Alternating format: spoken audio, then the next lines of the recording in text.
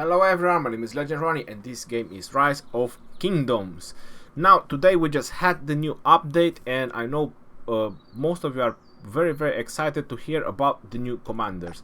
So my entire focus on this video is going to be about the new commanders, try to give you some tips and advices. I know many of you have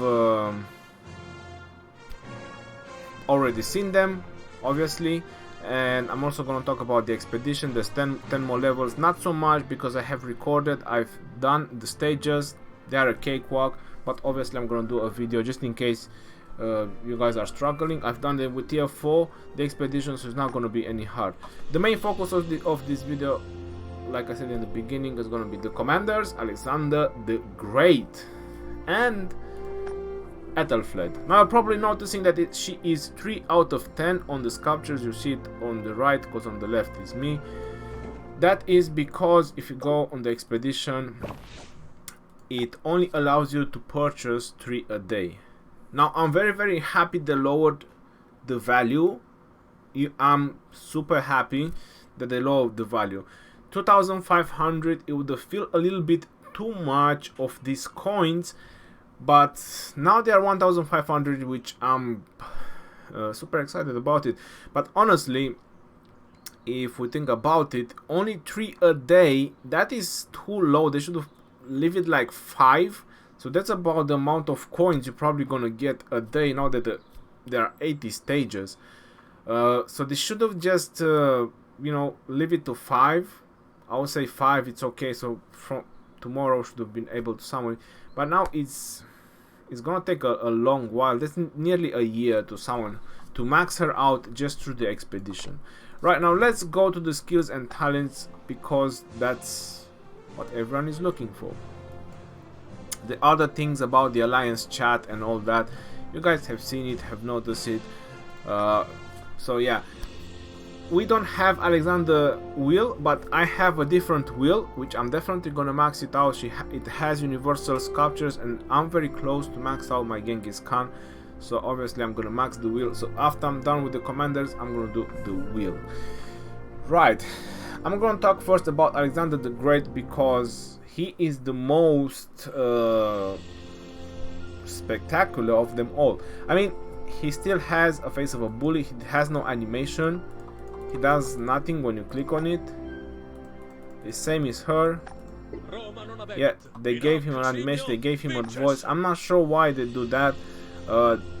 Anyway, so let's talk about his first skill. So his first skill, it's nothing crazy. Honestly, there's nothing crazy about his first skill. He does shield up an ally. And if there is no ally, it means someone from your alliance, not your own troops. It does mention over there. The second shield is pretty useless. So the only thing you can rely on is the first shield, which is 1,200. And there is another commander which has the same thing, which is Charles Martel. So basically, we all have an idea how this shield system works. You all seen it in action, you all seen Charles Martel in defense, you all seen Charles Martel in battles.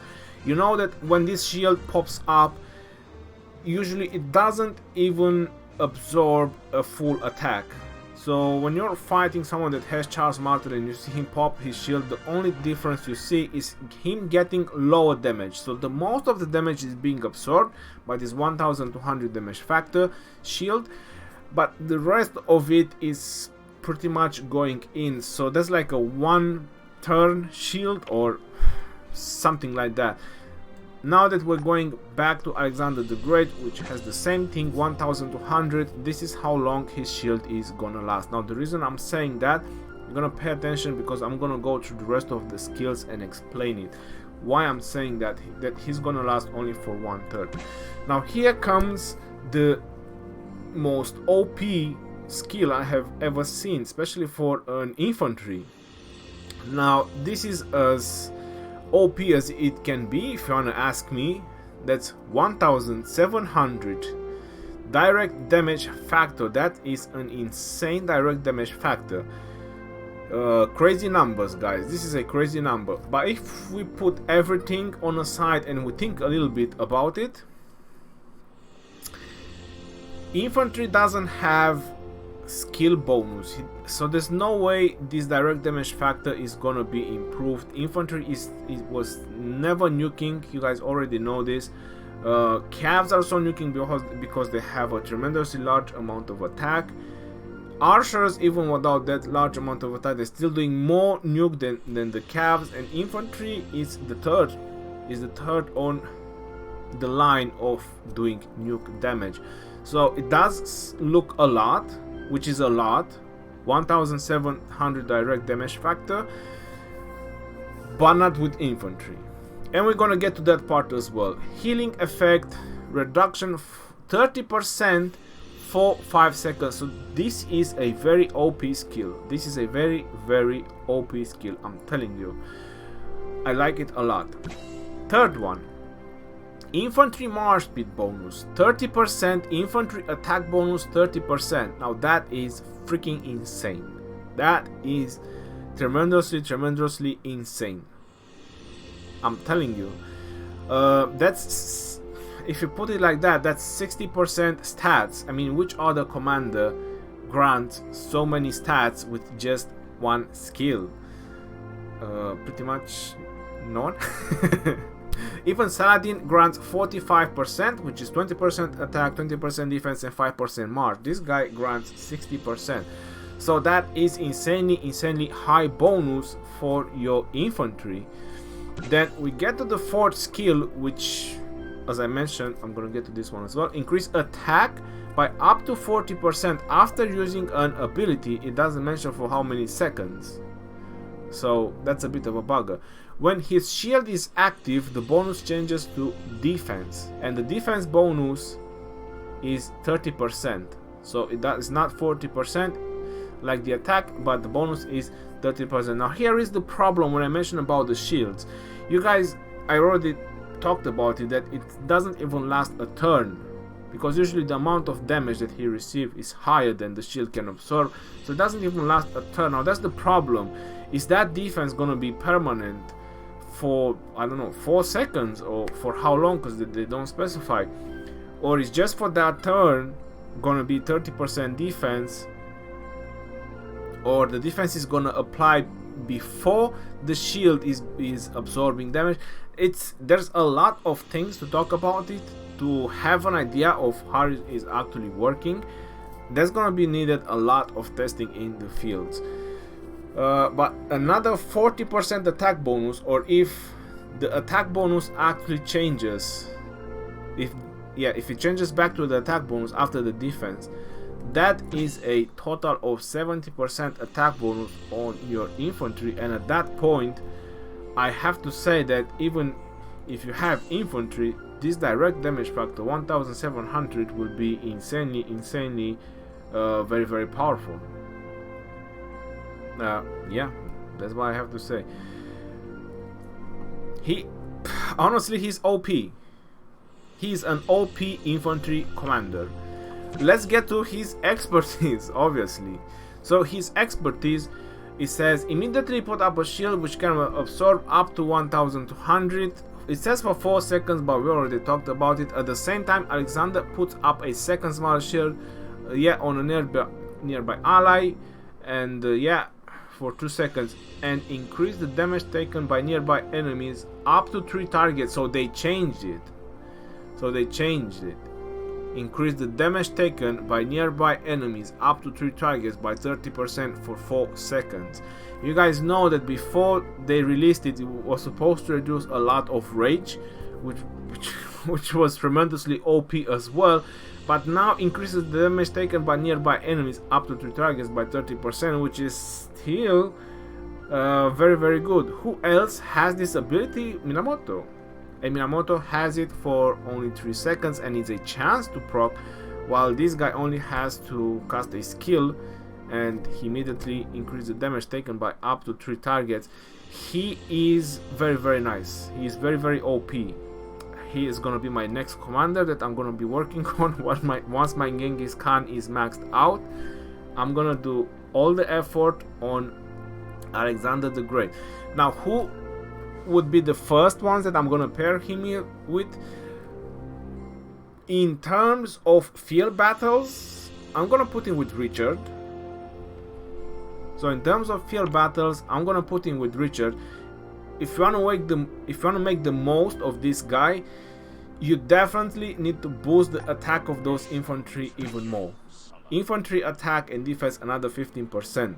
Then you can't skip the heal. You just, for infantry, you just cannot. And that is for field battles, guys. So bear with me. For field battles, definitely is gonna be Richard if I have to pair him with Alexander once my Alexander is done. And yeah, I have to work on Richard as well. I highly agree. For rallies is gonna be Charles Martel. So if you wanna rally with infantry, it's gonna be Charles and Alexander. Now you're probably wondering why. Honestly, the healing when you rally with infantry, especially cities, is not actually doing much. It does bring a lot of troops back, but you want to do as much damage as possible and also absorb as much damage as possible.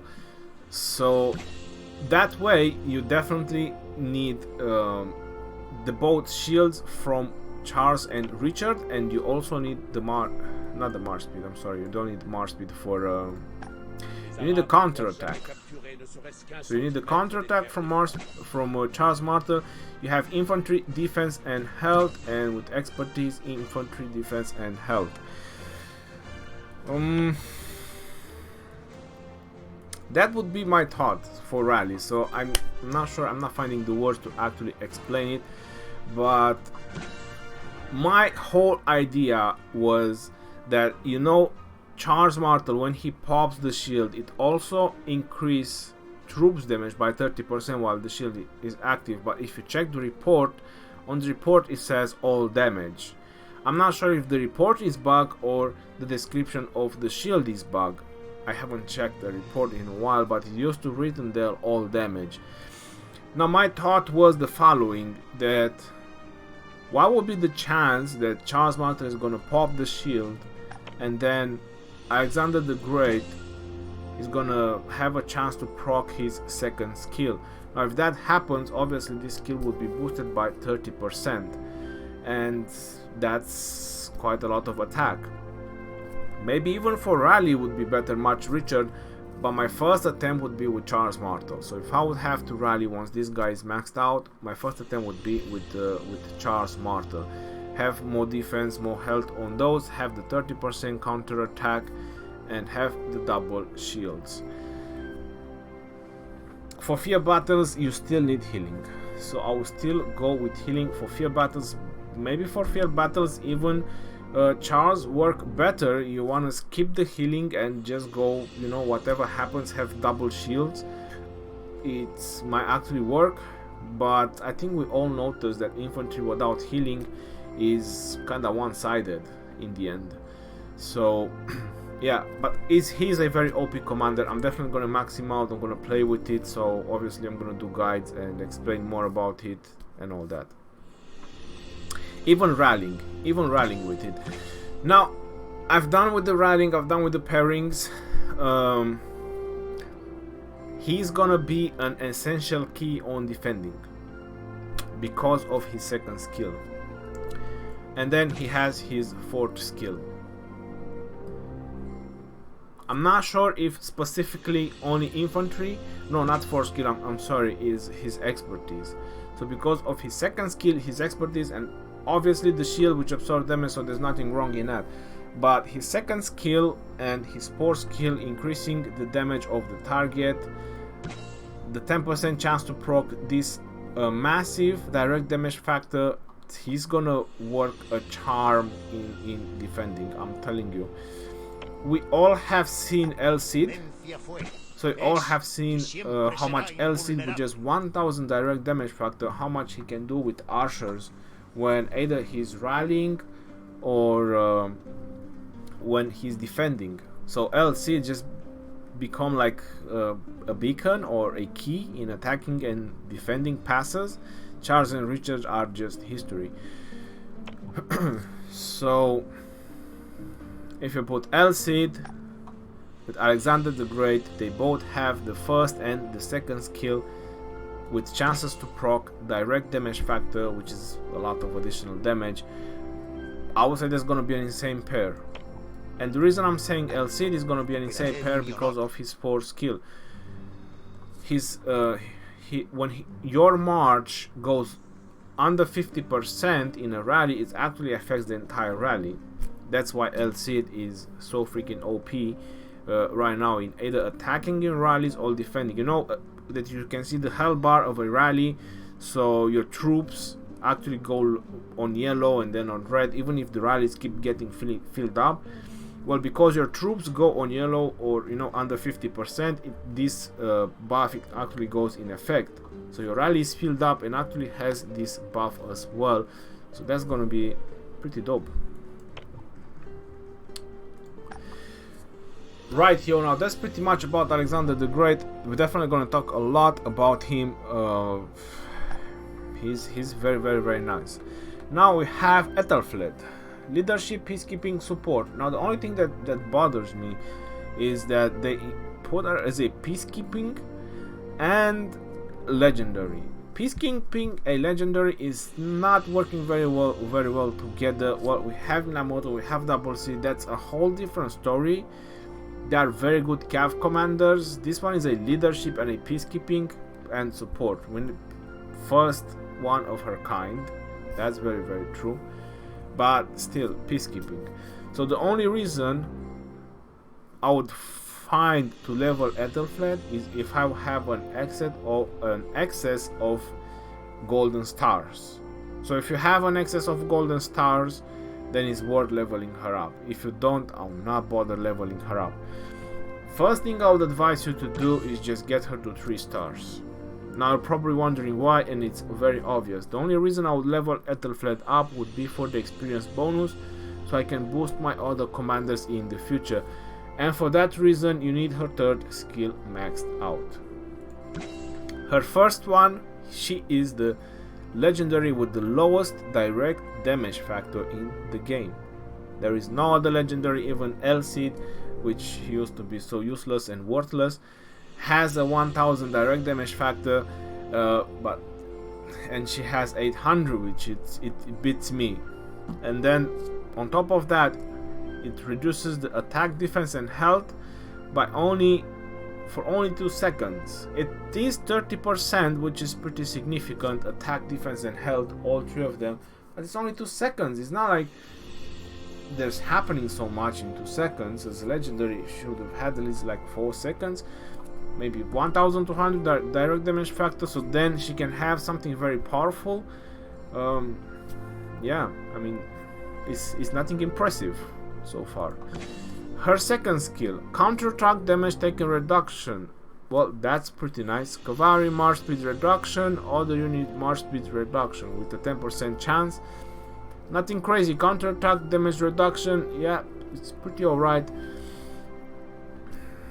Sounds pretty good so far, but nothing so fancy for a legendary commander. Then because she's a peacekeeping, she does damage to barbarians and experience bonus, which as I said, this is like the only thing that I find very, very worth for from her. To go any further, not to go any further, she does only 35% experience, and we have epic commander which does 70%. Yeah, nothing crazy. Bonus damage to barbarian, again 35%. So yeah, I think they should actually review this commander. She has her 4th skill, Rallied Army Capacity Bonus. When this commander leads a rally attack, all armies joining the rally have a 2% higher troop limit. We have Mehmed with that, so that's very, very nice that we have another commander. But considering her other skills, I would never ever put her in a rally. So considering her other skills, I will not use her in a rally. Definitely not. And then increase bonus damage. When this commander when this commander is leading at least 3 different troops types. Now who's doing mix of troops, their damage is increased by 20%. WTF to that. Warrior Queen, new skill, passive skill, deals extra 20% damage to enemies who have been slowed. So whenever she's reducing the march speed of anything, she's definitely gonna deal 20% more damage, but with what? Because she's not actually boosting anything. She doesn't even have like a powerful nuke, so with what she's actually dealing 20% more damage. So it beats me, to be honest. It beats me about the utility of this commander. As I said, third skill maxed out. Definitely, if you have excess of stars, you know, level her up. I'll never spend universal sculptures over my dead body. I'm just gonna buy them from the shop, you know. She's legendary, so I'm gonna max her out. There's nothing else to buy from the shop, 3 a day, so she's probably gonna be maxed out in a year or so. So, and we will see then how she's going to do. Even if, let's say, you put her with a main commander that actually does march speed reduction, well, who are those? Saladin? I'm gonna put her with Saladin, march speed reduction. You're literally gonna nerf the calves if you put her with Saladin. Who else does? Richard does march speed reduction. Double C does march speed reduction. Richard does quite a lot of march speed reduction, actually. Double C does march speed reduction, even if it's 10%. It mentions there that it's slow, so let's say, so you can do additional and extra damage. But then she has her 4th skill, which you have to with a mix of troops. I mean, you can't have Saladin or Double C or Richard with mix of troops. It's pretty useless. So it as I said, it beats me where this utility of this commander will be very good at, except killing barbs and maxing out her 3rd skill. That's pretty much about her. So yeah, free to play legendary, but worse than any other. If you wanna ask me, I would rather invest in universal sculpture and maxing my Cleopatra. Maybe get some resource packs when I'm farming rather than spending on Æthelflæd. I'm being honest right now, because I would not spend the stars to 6-star her with the skills that she has. So yeah, I'm sorry if it's disappointing. She's very nice looking, you know. I wouldn't mind actually having a sexy commander like her, use her on the field, but the skills are bad. The skills are literally bad. So as I mentioned at the end of the video, I'm gonna do full spin of the wheel. So let's go ahead, let's full spin this wheel. Let's see what we get. And 5 first spin. Let's go ahead, baby. Show me some goldies. There you go, the first one. Then we get gold. We definitely don't need.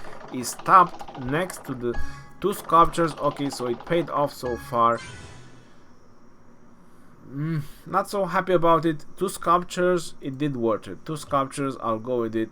Sounds alright. Let's go another 5. And it's tapped to the 1.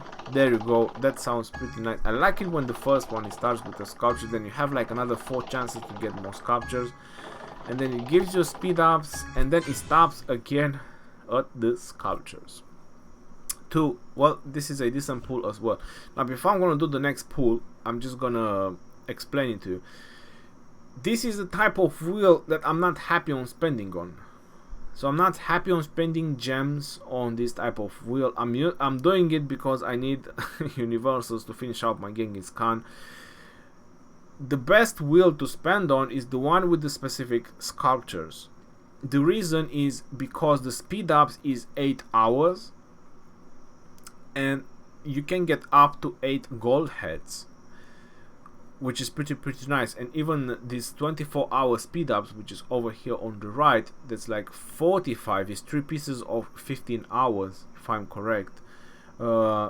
So it's a lot more speed up on that one, and you spend 3,600 for a 5 spin. So for only 600 gems, I would gladly spin that wheel rather than this one. But this one gives you universal, so that's why people spin it anyway. That's why I'm spinning it. But the specific ones which grant you a specific commanders, those definitely give much better value than this wheel. 2 sculptures, 3 sculptures. I'm done with it, bro. I'm done with it. This was a very nice one. 3 sculptures. Thumbs up. Thank you very much. Let's go ahead. Another 5 spins. And what do we get? Building speed ups. We don't need any more stone. We definitely need stone sculptures. Thank you very much. Don't forget about the sculptures. And you can stop at another sculptures. I definitely don't mind it didn't. 2 stars. I'll take the stars as well. I'm just not sure if the 3,000 paid off on this one. But yeah, maybe let's say that we're gonna get the 3 gold heads. Well, we got the 1. I'll go with it. How about the 3 gold heads? No, it's stopped with wood, food. 2 gold heads. Thank you very much. It stopped next to the 3 gold heads. Well, I did mention 3 gold heads. We got 3 gold heads, so it paid off the other one. Plus, we got food. I do need food and stone more than anything. Thumbs up with that. It starts with a gold head. Yep. Speed ups. Stars. Okay. But you can stop with another gold head. 24-hour speed ups. That's nice as well. The 24-hour speed ups, if I want to buy from the VIP shop, is like 600 gems. The gold head is like 2,000, so there's 2,600. So you're pretty much getting the stuff for the gems that you pay for. That's okay. When you get like 2 sculptures or 3 sculptures, then you're actually in profit. That's when you're actually in profit. Or if you don't get any gold heads, that's really bad, bro. That's bad. Oh, I think this is gonna be a bad one. Yep, no gold heads. 4 stars, 24-hour speed ups. That's alright, but yeah, I think I actually lost gems on this one because I don't value the stars like 500 gems each. I would say they should be much cheaper. So yeah, that was a bad pull. Let's see, stone. Finally some gold heads. Thank you very much. Okay. 2 gold heads. Okay, thumbs up to that. As long as I get a minimum of 2 gold heads, I'm pretty alright with that. But I want a 3 gold head. This is like 45 spins already and it didn't drop any 3 gold head. Is that actually so rare? It apparently is, guys. So it's a rarity to get the 3 gold heads in a spin. If anyone does, let me know. No gold heads. This one was really bad. 3,000 gems for all this. Oof. Oof. I don't need building speed ups anymore. Alright, last 5 for today. I'm definitely gonna finish up tomorrow. Again, no gold heads. 24-hour speed up. 1 gold head. Come on. I feel like the more you spin, the worse it gets.